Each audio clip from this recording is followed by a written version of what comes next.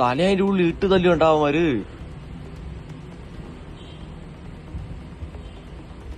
Enquiry നടന്നുകൊണ്ടിരിക്കുന്നത്. അത് enquiry DSP ഇന്ന് എൻക്വയറി പൂർത്തിയായിട്ട് അതിനുശേഷം കാര്യങ്ങൾ ഫോഗ് ലാമ്പ് വാങ്ങാണ്ട് കടയിൽ പോയതാണ്. അപ്പോൾ ഞാൻ ഫോഗ് ലാമ്പ് നോക്കി തിരിച്ച് പുറത്തേക്ക് ഇറങ്ങി ഇങ്ങനെ നിൽക്കുമ്പോഴാണ് അവർ വന്നത്.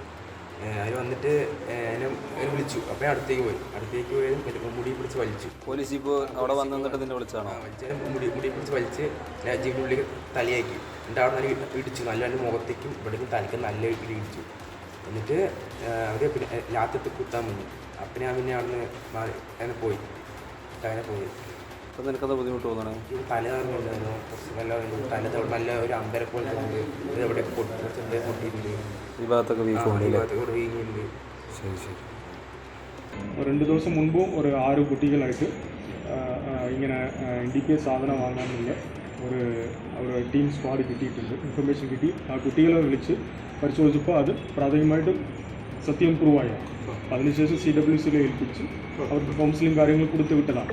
അപ്പോൾ ആ കുട്ടികൾക്ക് ഇങ്ങനത്തെ NDPS സപ്ലൈ ചെയ്യാനുള്ള ഒരാളെ ഇന്നലെ ചെക്കിങ്ങിൽ പോലീസ് കിട്ടി അറസ്റ്റ് ചെയ്തിട്ടുണ്ട്. 36 ഗ്രാം കൈവശം കഞ്ചാവ് വെച്ചിരുന്നത് NDPS കേസ് എടുത്തിട്ടുണ്ട്.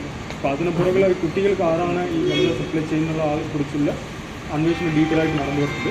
ഈ സംഭവത്തെക്കുറിച്ച് ഈ റിപ്പോർട്ടായ സംഭവത്തെക്കുറിച്ച് നമ്മൾ ഒരു DSPക്ക് നമ്മൾ എൻക്വയറി കൊടുത്തിട്ടുണ്ട്. ആ DSP ഡീറ്റെയിൽ ആയിട്ട് അത് എൻക്വയറി നടത്തുന്നുണ്ട്. എൻക്വയറി നടന്നുകൊണ്ടിരിക്കുന്നത്. അത് എൻക്വയറി DSP ഇന്ന് എൻക്വയറി പൂർത്തിയായിട്ട് അതിനുശേഷം കാര്യങ്ങൾ നോക്കും.